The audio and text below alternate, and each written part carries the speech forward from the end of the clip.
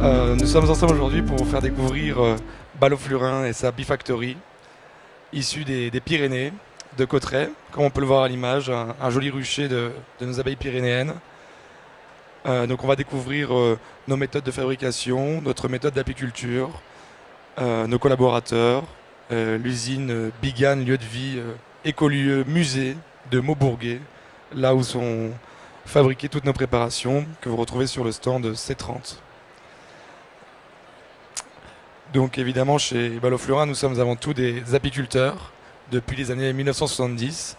Donc nous utilisons toutes les matières premières que nous donne l'abeille, propolis, pollen, gelée royale et miel, issus de l'apiculture douce, une méthode d'apiculture mise au point par Catherine dans les années 2000.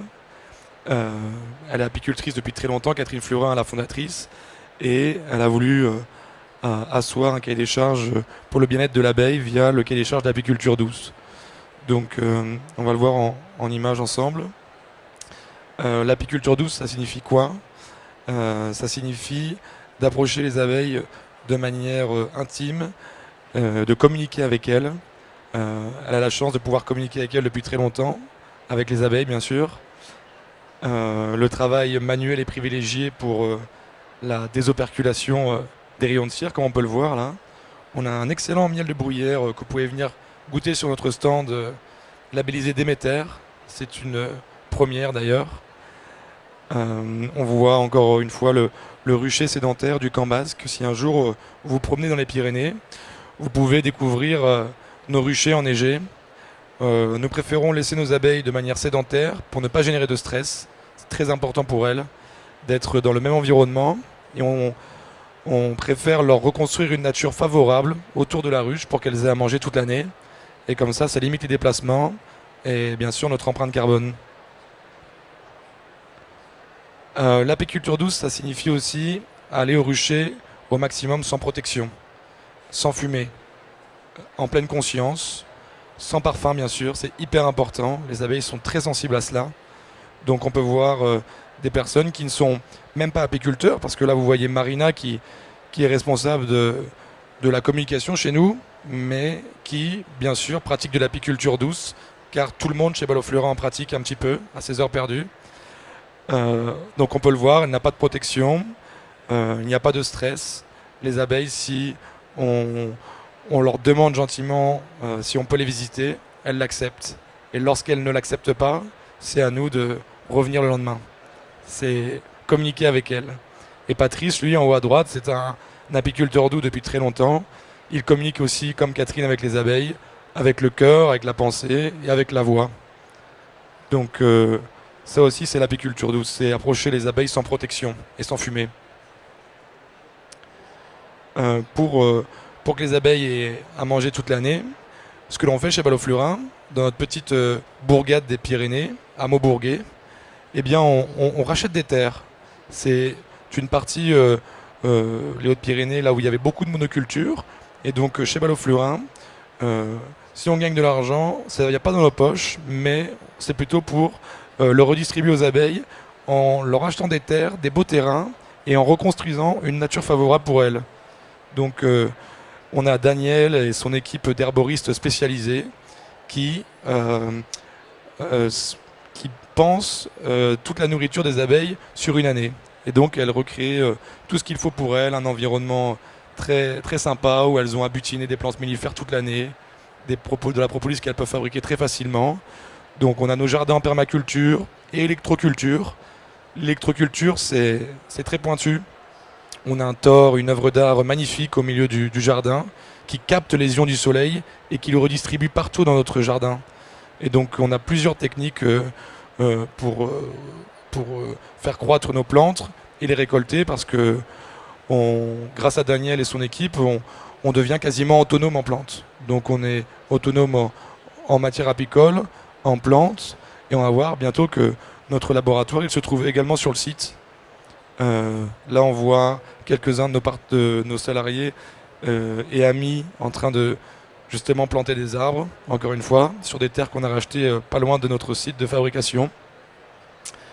Et donc une fois qu'on a tous les ingrédients, et ben pour les assembler, direction la Bifactory, Donc nous sommes toujours à Maubourguet, hein, toujours sur le même site.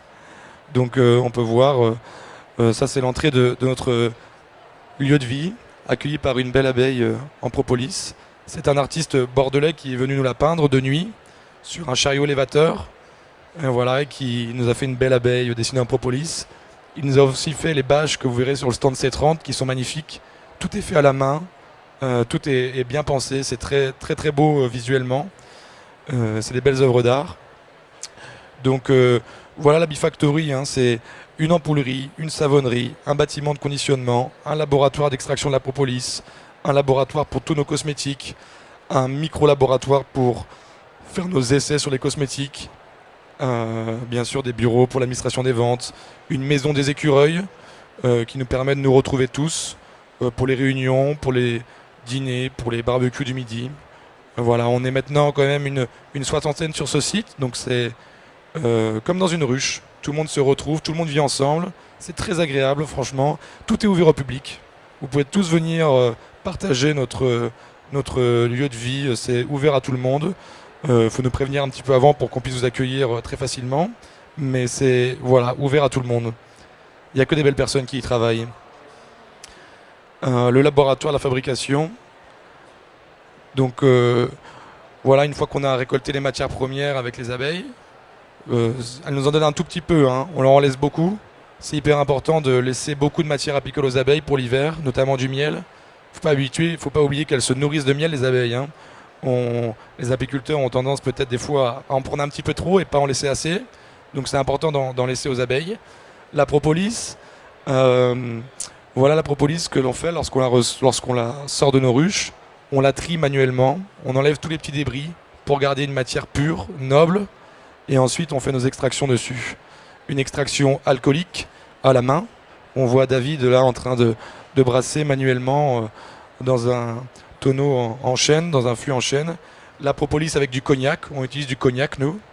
Donc on fait macérer la propolis et le cognac. On vient brasser cette préparation plusieurs heures par jour pendant une durée déterminée mais que je ne peux pas communiquer plutôt. Pour la propolis alcoolique, on fait la même chose pour la propolis aqueuse, une longue macération, une filtration. Et avec les résidus de propolis qu'il nous reste, on les envoie dans notre savonnerie et on l'utilise pour faire nos savons, un savon à la propolis qui est saponifié à froid. Donc tout est fait sur place. On voit beaucoup de travail à la main.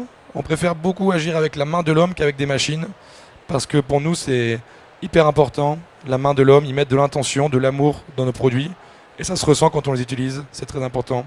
Ça apporte de l'efficacité. Ça peut paraître fou, mais ça marche comme ça. Quelques photos de nos collaborateurs qui sont restés dans les Pyrénées parce que on est lundi et le lundi on doit fabriquer et préparer nos commandes. Donc vous voyez, il y a Lucas qui est en train de faire un yoga des abeilles aujourd'hui, il nous a envoyé une photo ce matin. Donc il s'est mis un peu de miel, il se sentait un peu d'humeur fatiguée le lundi. Donc il s'est dit pourquoi pas faire un petit yoga avec mes abeilles. Donc il s'est mis dans les jardins avec un peu d'eau mielée. Il a accueilli les abeilles qui lui ont fait un soin énergétique. Et depuis, il est reparti en pleine forme. Là, on a toute l'équipe du conditionnement pour bien emballer nos produits pour que ça arrive chez nos clients professionnels et particuliers avec soin. Damien qui est responsable du site internet. Nos moutons, on a des moutons depuis un an maintenant. Et le mouton, en fait, ça nous sert à quoi? À entretenir nos terres, bien sûr, mais également, on les tond et avec la laine qu'elle nous donne, on emballe nos gelées royales. Vous savez, lorsque vous achetez une gelée royale, souvent il y a un emballage polystyrène avec. Et cet emballage polystyrène, il n'est pas très bon pour la nature. Donc nous, on préfère utiliser la laine de nos moutons. On a perdu un mouton d'ailleurs la semaine dernière. Enfin bref, c'est comme ça. Mais on les utilise, donc la laine, pour justement emballer nos gelées royales. Ça permet une conservation optimale et de ne pas briser la chaîne du froid. Si un jour, cet hiver, il y a des personnes qui vont aller skier, sachez qu'on a un joli pavillon des abeilles à Cauterets. Cauterets, c'est une petite station de ski très familiale, très sympa. Il y a beaucoup de curistes qui viennent d'ailleurs parce que l'eau thermale de Cauterets est très bénéfique. C'est une eau qui est très soufrée très bonne pour les rhumatismes. On en utilise dans certaines de nos préparations. Et à Cauterets, ce qu'on peut faire, ce qu'on vous propose, c'est venir vous allonger sur des ruches vivantes. Là, vous avez nos chambres d'abeilles. C'est des cabanes en liège où des ruches sont incorporées à l'intérieur, des ruches vivantes avec à peu près 30 000 abeilles par ruche. Et donc, on vous fait allonger sur ces ruches. Et donc, en dessous, vous avez à peu près 120 000 abeilles qui vibrent. Vous savez, le petit des abeilles comme ça. Et ben, lorsqu'on a cette vibration en dessous de nous, il y a un réel lâcher-prise. Et c'est intéressant lorsqu'on a des journées un peu fatigantes, usantes et qu'on a besoin de se recentrer. Et donc cette abeille, juste par le soin, il y en a qui se soignent par le ronronnement des chats. Nous, on utilise la vibration des abeilles. Elles ont une vibration très particulière, le 432 Hz, et c'est la fréquence de la joie. Donc on vient se relaxer avec cette fréquence de la joie des abeilles. Ça, c'est ouvert au public. Je crois qu'on fait payer 10 € de l'heure pour venir se relaxer avec les abeilles. C'est unique au monde. Il y a juste 1 ou 2 Polonais qui le font, je crois. Mais c'est tout. Sinon, c'est chez Ballot-Flurin, à Cauterets.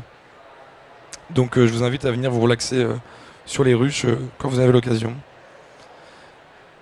Je vous parlais de la savonnerie. Sachez qu'on fait près de 90 préparations chez Ballot-Flurin pour la santé, l'hygiène, la cosmétique. Et on va dire que 95% d'entre elles sont faites sur place, avec des ingrédients qu'on trouve autour de chez nous, au maximum. Hein. Il y a quelques ingrédients bien sûr qu'on ne peut pas trouver, mais le maximum, on va jusqu'à 200 km autour de notre laboratoire pour trouver des ingrédients hyper précieux, locaux et de bonne qualité. Je ne dis pas que d'ailleurs c'est de mauvaise qualité, mais plus les circuits sont courts et moins d'empreintes carbone on laissera sur la planète. Donc depuis peu on fait nos propres ampoules avec un système très particulier pour ne pas abîmer les matières que l'on met à l'intérieur. Un chauffage très précis qui nous permet de garder une très très bonne énergie et toutes les propriétés des ingrédients qu'on met dedans. Donc toutes ces ampoules là vous pouvez les goûter encore une fois sur notre stand C30. C'est vraiment des petits délices. Il y en a pour la relaxation, pour le drainage, pour l'énergie, pour l'immunité et pour revitaliser l'organisme si besoin. N'hésitez pas à venir. La savonnerie, ça a mis du temps à arriver chez Ballot-Flurin, mais on fait nos propres savons. Nous sommes artisans savonniers. Et donc nous développons des savons saponifiés à froid avec des huiles nobles d'olive, de ricin et de propolis. Donc voilà, des savons qui sont très agréables, qui sont tout nouveaux chez nous. Nous avons des artistes aussi chez Ballot-Flurin. On a vu les fabricants, les apiculteurs, les herboristes, etc. Et on a aussi des architectes qui conçoivent des maisons autonomes. Ça, c'est une maison autonome, une des premières qui a été mise en place par Ballot-Flurin, avec système de récolte d'eau de pluie, panneaux solaires, chambre des abeilles intégrée, tout en bois, très agréable. Il fait ni très chaud l'été, ni très froid l'hiver. Donc on vend ces maisons-là. Vous pouvez vous rapprocher de notre stand si vous voulez une maison autonome n'importe où. On vous la livre en kit. Il faut un beau charpentier pour la monter. Et puis après, voilà, vous avez votre maison, si besoin. Les chambres d'abeilles, c'est pareil. Si vous, dans votre jardin, si vous avez un jardin, eh ben, vous pouvez commander une de nos chambres d'abeilles. On peut vous livrer une cabane comme ça, avec des ruches encastrées, et votre petite soile de soins, votre spa des abeilles, chez vous, à domicile. Et donc vous pouvez vous relaxer quand vous voulez avec vos abeilles.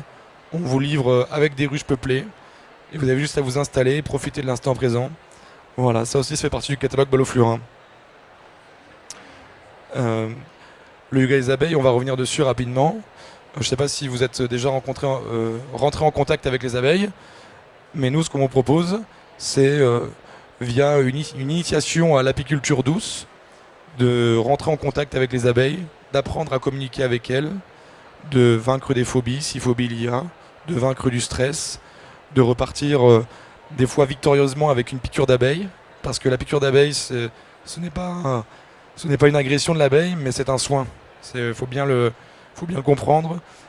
Certes, on peut avoir une mauvaise expérience étant petit en marchant sur une abeille, mais lorsque nous sommes détendus comme ça, si l'abeille nous pique, c'est qu'elle veut nous faire du bien.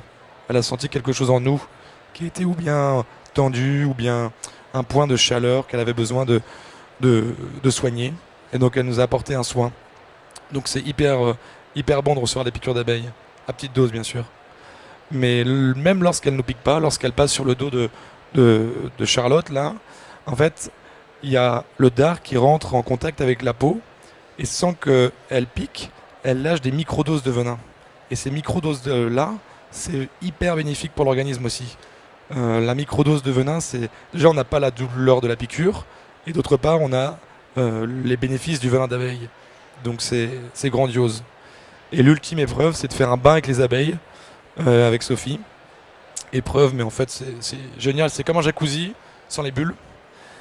On vous met une baignoire avec de l'eau et du miel, et peu à peu les abeilles vont venir sur vous. Une première va venir, elle va récolter l'eau mielée qu'il y a sur vous, retourner à la ruche, en prévenir 10 autres, ainsi de suite, jusqu'à se retrouver avec 500, voire 1000 abeilles, voire plus, voire 2000, 3000 abeilles sur soi. Mais on est tellement dans un état d'osmose avec les abeilles qu'on a plus de peur, on n'a plus de stress, on n'a plus d'anxiété, plus d'angoisse. Donc c'est vraiment très agréable.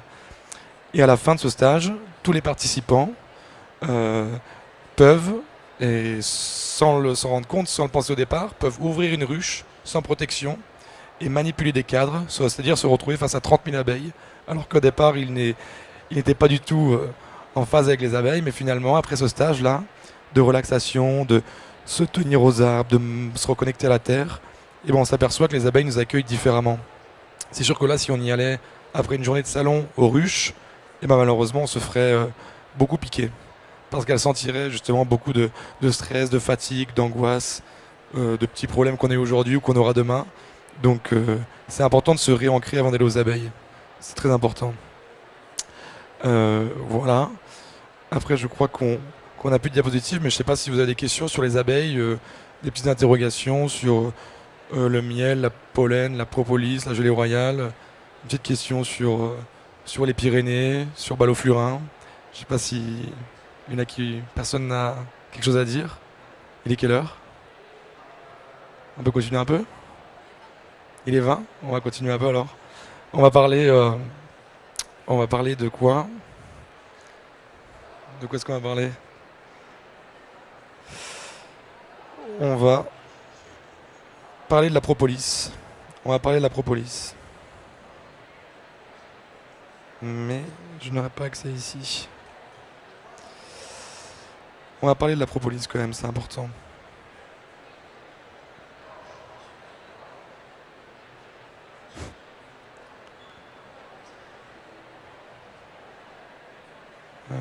Lecture.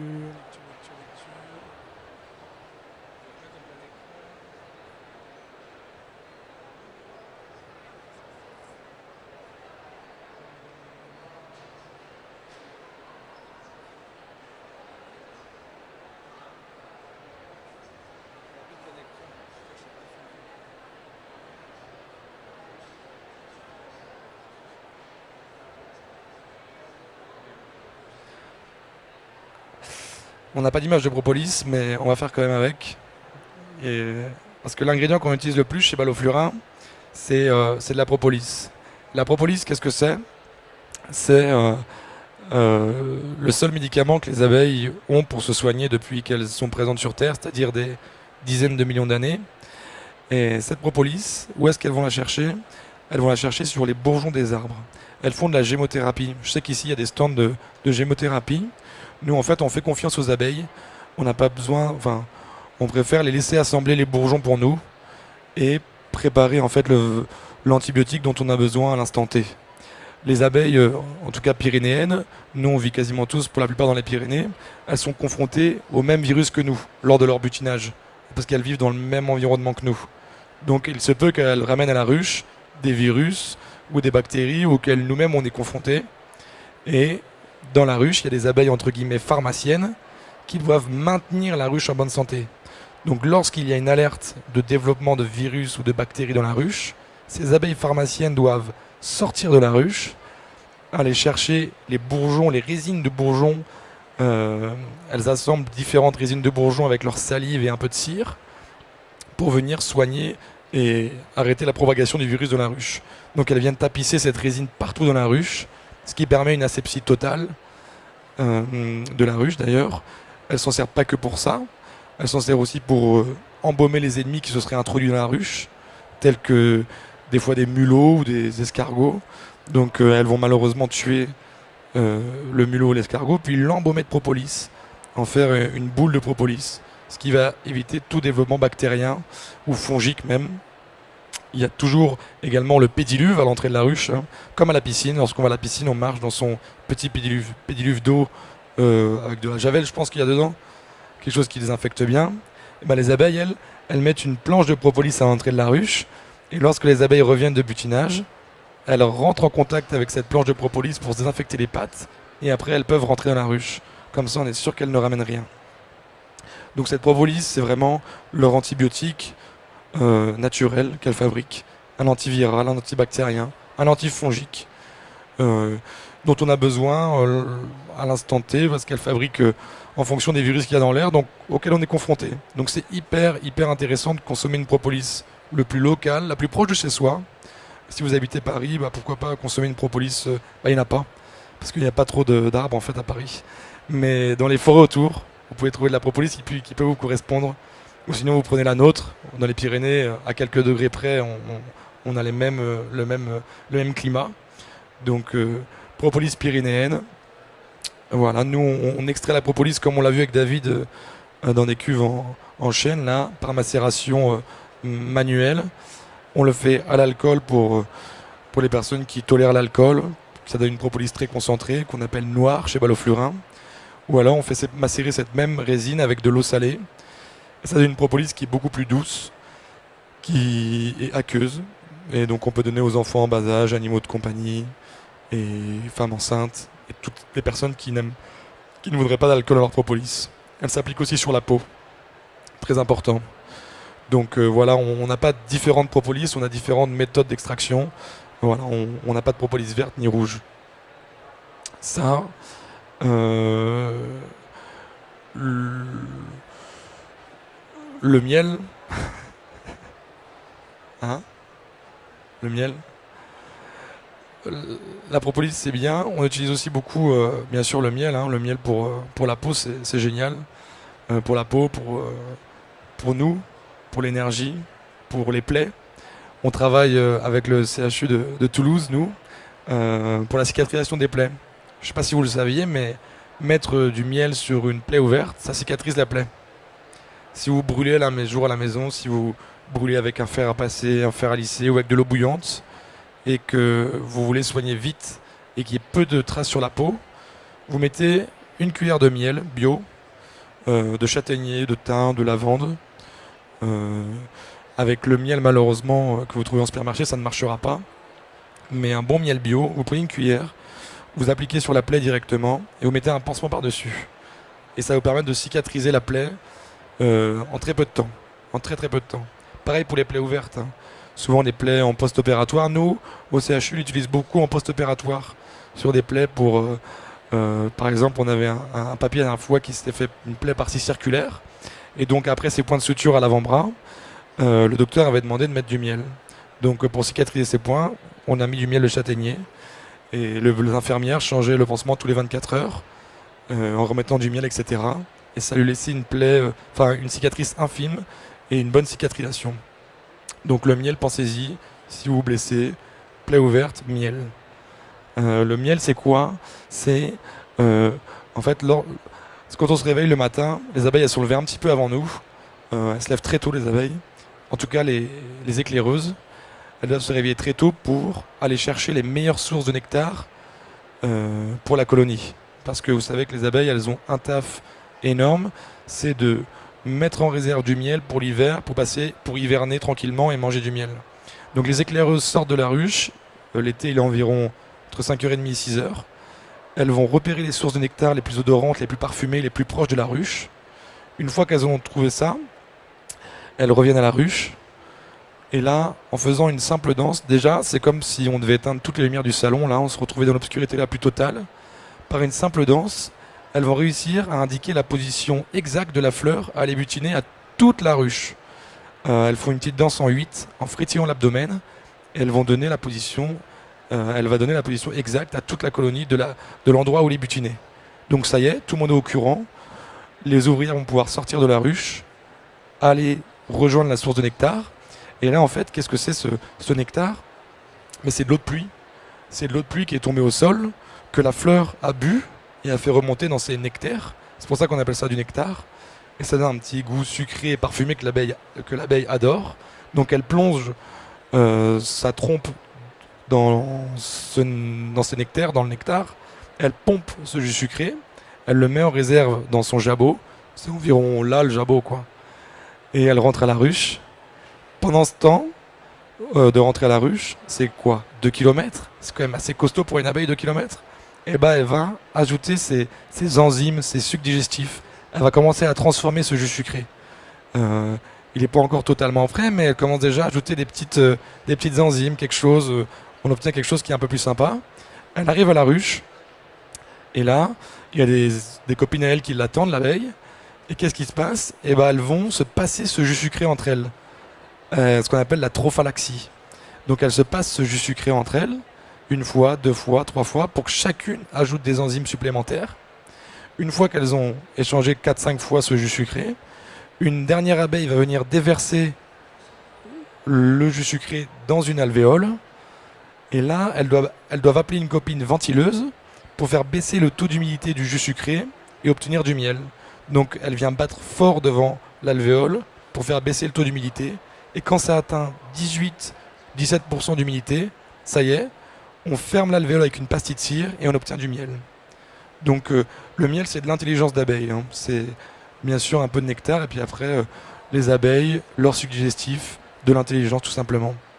C'est incroyable. Et le miel, ça soigne. C'est avec parcimonie le miel parce que pour faire 1 kg de miel, les abeilles doivent butiner 1 million de fleurs. 1 million, c'est énorme. Hein. En termes de distance, elles ont parcouru 3 fois et demi le tour de la Terre. Donc c'est vraiment avec parcimonie le miel, en pleine conscience. Ce n'est plus à la louche.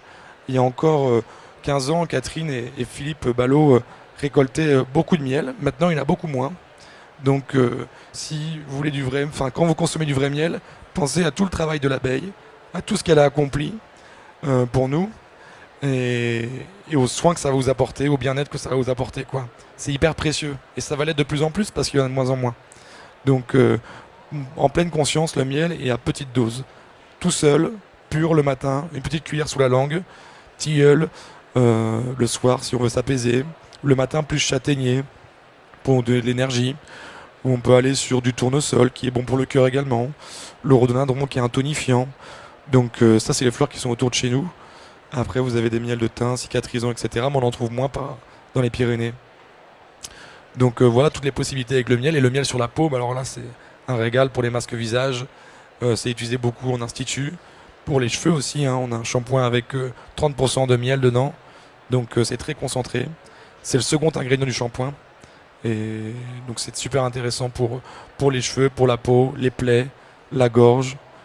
Voilà, c'est hyper bénéfique. Donc si vous voulez en connaître plus sur les abeilles, sur Ballot Flurin, bah, ce serait bien que vous veniez déguster un peu de préparation sur notre stand, toujours au C30. Et on sera ravis de vous accueillir. Il y a plein de monde qui sera là pour vous accueillir, avec le sourire toujours, beaucoup de bonne humeur. N'hésitez pas à venir nous voir. Merci beaucoup.